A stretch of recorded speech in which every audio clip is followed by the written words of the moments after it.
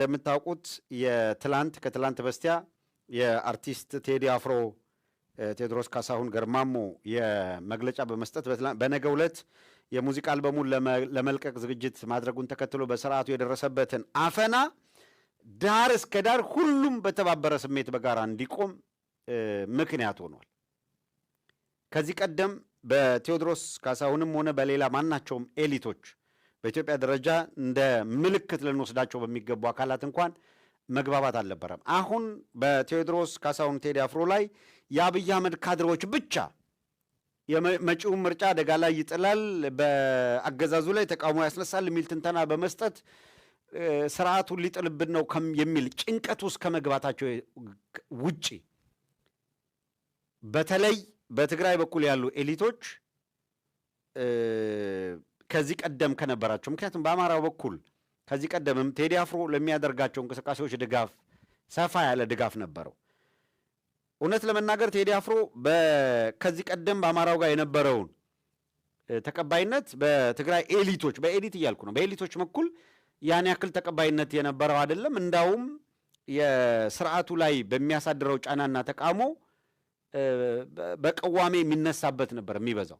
አትሊስት ባይደግፉት ማን ነው ባይቃወሙት ይፋዊ በሆነ መንገድ ሊደግፉት አይችሉም። ዳዝ ሚን ሄስቲ ጀነራላይዜሽን ውስጥ አይደለውም። ምክንያት ጠቅሰው የሚቃወሙ ምክንያት ጠቅሰው የሚደግፉ የትግራይ ተወላጆች አልነበሩም እያልኩ አይደለም። አሁን ማስ ፖለቲካ ሙቭመንቱን በሚመለከት ነው። የማስ ፖለቲካ ሙቭመንቱ ግን አሁን በቴዲ አፍሮ ላይ ቴዲ አፍሮ የቆመለት ዓላማ የሚታወቅ የኢትዮጵያ አንድነት የሚል ዓላማ ላይ ስቲክ ያደረገና ሁሉን ነገር ከኃይል ይልቅ በፍቅር እንፍታው የሚል በፍቅር ያሸንፋል ሞቶ ወይም እሳቤ ላይ ቢልድ የሚያደርግ እንደሆነ ይታወቃል። እና በጥንተ ኢትዮጵያ ታሪክ ላይ ተመስርቶ ትላንትናም ከትላንት በስቲያ አንስቼዋለሁ። ብራንዷ የቴዲ ሪዮት ነች። ኢትዮጵያ በቀደመ እውነቷ ትድናለች የሚል ምንድን ነው መሪ ቃል ይደጋግማት ነበረ። ቴዲ አፍሮ መሪ ቃሉን ሳይሆን በተግባር ይኖርበት የነበረው ይህንን መሪ ቃል መሰረት ያደረገ ነው። ኢትዮጵያ በቀደመ እውነቷ ትዳን የሚል ኢትዮጵያ የቀደመ እውነቷ የኢትዮጵያ በምስራቅ አፍሪካ ያለች ታላቅ አገርነቷን የሚያሳይ ነው። ለዓለም ትልቅ አስተዋጽኦ ያበረከተች በስልጣኔም በምንም መልኩ በሚል መገለጫ የተነሳና የሚታወቅ እንደሆነ ነው። አሁን በትግራይ ኤሊቶች በኩል የኔ ብሔርተኛ ነው አይደለም፣ ይሄ ሰው የቀደሙ ነገስታትን ነው የሚያከብረው የአሁኑን ነው ወዘተረፈ ምናምን የሚል ክርክር ወጥተው በማስ የሚደረገው አፈና ትክክል አይደለም ወደሚል ቅዋሜ መጥተዋል። ይሄ የሚያሳይህ ምንድን ነው? ከነባሩ መንደር ተኮር የፖለቲካ ሀሳቤ በተወሰነ ምዕራፍና ደረጃ የተላቀቀ የመምጣት በሁሉም አካባቢ ስታይ ስቲል በትግራይም ስቲል በአማራም ኤሊቶች መካከል ደግሞ እንዳውም ቴዲ አፍሮ ቀደም ሲል የነበረውን የድጋፍ መሰረት አማራው ላይ እንዲያጣ ለማድረግ የቴዲ አፍሮ እሳቤና አመለካከት ወይም ኢትዮጵያ ላይ የተመሰረተው አመለካከቱ የአማራን ሕዝብ በተደራጀ ሁኔታ ራሱን እንዳይከላከል ተጽዕኖ አሳዳሪ ነው የሚል ትንተና የሚል አመክንዮ ይዘው መጥተው በጣም ውዳቂ የሆነ እንደው በዚህ ወቅት ፖለቲካን የሚያውቅ ይሄንን ለመከራከሪያ አድርጎ ሊያመጣው የማይገባ ኢቭን በነገራችን ላይ ኢቭን ሆኖ ቢሆን አይደለም እንጂ ኢቭን ሆኖ ቢሆን እንኳን አሁን ስተጠቅመህ ለኦህዴድ ለበላተኛ ኦህዴድ አሳልፈ የምትሰጥበት ጊዜ አይደለም። ቢያንስ አሁን ለምታስበው ፖለቲካ አይጠቅመኝም ብለህ ብታስብ በመዳረሻህ ላይ ልዩነት የለም። ሂደህ ምኒልክ ጥቁር ሰው እያልክ ስትዘፍን ትገናኛላችሁ። አንለስ አንተም የምኒልክ ጠላት ለመሆን ካልፈለክ በቀር የቴዎድሮስ ራእይ በሚለው ትገናኛላችሁ። አንለስ አንተ ከዛ ከጀርባ ጠላቱ ነህ ካልመጣ በቀር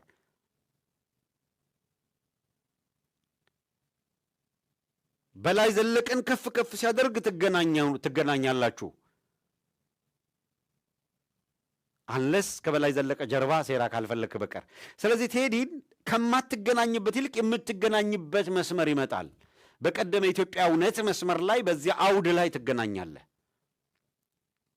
ዛሬም ቢሆን የአማራ ሕዝብ የደረሰበት ያለው መከራና ፍዳ በጆሮ ዳባ ልበስ ያለፈ አድርገህ ከሳልከው ደግሞ ስሁት ነው መንገድህ።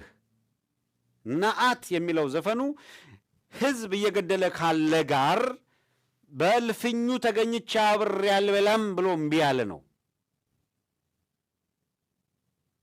የአማራ ህዝብ ደም እየፈሰሰ የህዳሴ ግድብ መረኩና ና ዘፈን ቢባል እምቢ ብሎ ቂም የተቋጠረበት ነው። ብታምንም ባታምንም፣ ብትቀበልም ባትቀበልም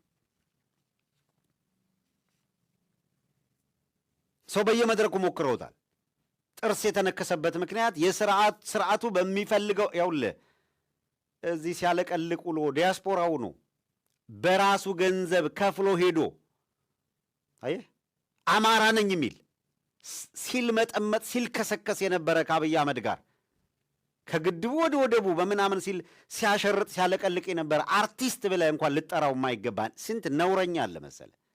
የቆሸሸ ስብዕና ያላቸው ያደፈ ስብዕና ያላቸው እነዚህ ወጥተው ለምን ስርዓቱ ያፈናል አይሉም። አሁን አይሉም። ምክንያቱም እነሱ በተገኙበት እልፍኝ አልገኝም ብሎ እምቢ ያለ ነው።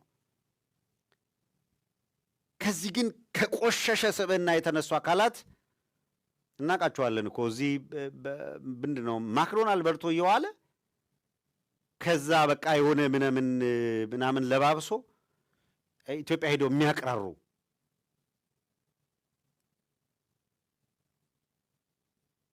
እያየን ነው። እያንዳንዳቸው የእውነት ማን ከስርዓቱ ጋር ሆኖ ላፈና ይተባበራል፣ ማን የሚል ገለልተኛ ሆኖ የምር ለሐቅ ይቆማል የሚለው እናያለን። ይህ ነው እልህ፣ በጣም እልህ የሚያስገባው። ዛትስ ዋይ በትግራይ በኩል ያሉ የፖለቲካ ኤሊቶች አሁን የያዙት መስመር በጣም በርካታ የሚባሉት መቼም ከተወሰኑት ላይ ምንም አጠብቅም። መቼም ከዝንብ ላይ ማር ኤክስፔክት የሚያደርግ እንደሌለ ሁላ ማለት ነው።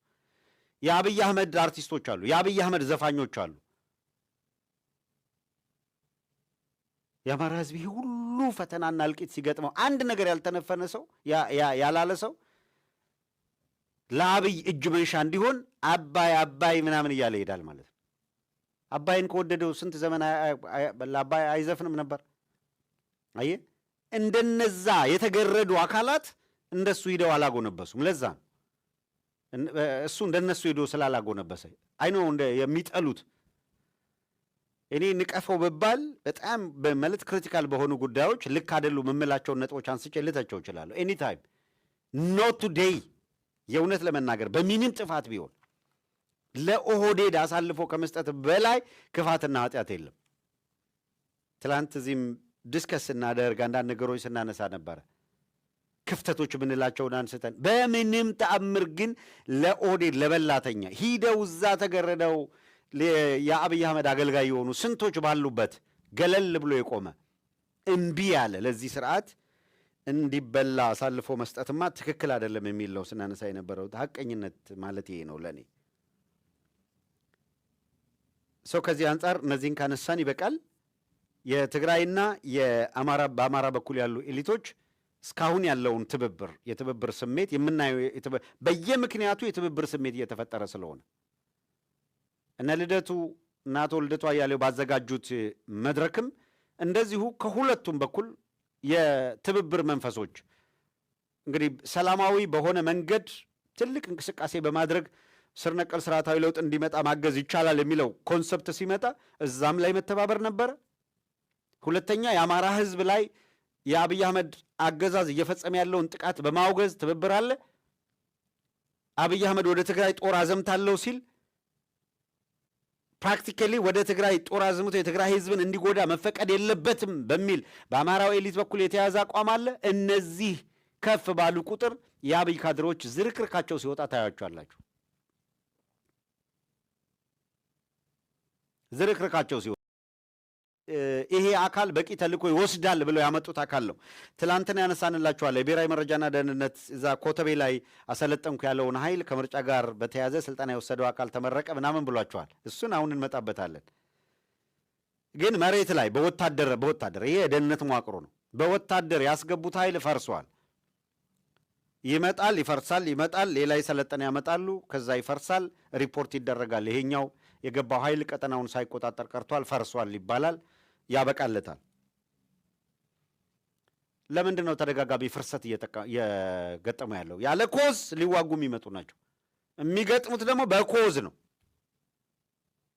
በነገራችን ላይ የአብይ አህመድ አገዛዝ ዓለም አቀፍ ተቋማትም አንድ እንዲያስታውሱት እንዲያስቡት ወደኋላ መለስ ብሎ እንዲያዩት የሚያስችል አንድ ቪዲዮ እንመለከታለን። እዚህ ላይ ይሄ ስርዓት ለመፍረሱ ምክንያት የሆነውና እንዴት አይነት የለየለት ግፈኛ ስርዓት መሆኑን የምትመለከቱት አብይ አህመድ ለማጭበርበር የተፈጠረና የስርዓቱ ሰዎችም በማጭበርበር ላይ ብቻ የተመሰረቱ ስለሆነ የሚልኩት ሰራዊት የሚፈርስበት ምክንያት ስውር አጀንዳቸው ሌላ፣ የሚፈጽሙት ግፍና በደል ሌላ በመሆኑ ነው።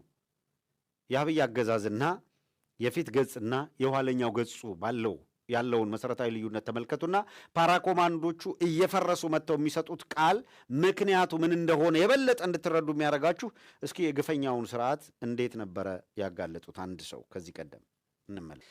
እሺ ወደ ቀጣዩ ደግሞ እንለፍና ይሄው በምታዩት መልኩ ይህ አገዛዝ የሽብር ተግባር የሚፈጽም ነው። በምክንያት በህዝቡ ላይ መከራ ሰቆቃ የሚያወርድ ነው። እችን ንግግር አብይ አህመድ ያደረጋት ያን ጊዜ የህወሓት ኃይሎች ከስልጣን እንዲነሱ የተደረገበት ስለሆነ ተሰባብረው በጭራሽ ሊቀናቀኑት እንዳይችሉ ለማድረግ ኦፍኮርስ ህወሓት ጊዜ በህወሓት ኢህአዴግ ጊዜ ቶርቸር ይፈጸማል፣ እንደዚህ አይነት ነገር ይደረጋል። የስ ምን ጥርጥር አለው? ደ ሊቪንግ ዊትነስ እኛ ነና ነበር።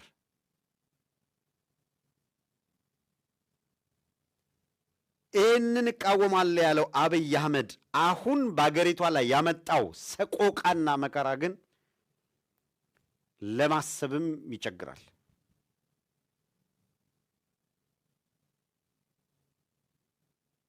እንደዚህ ያለ እያጭበረበረ በህዝብ ላይ ሰቆቃ መከራ የሚያደርስ ኃይል ስለመሆኑ ይሄንን ካነሳን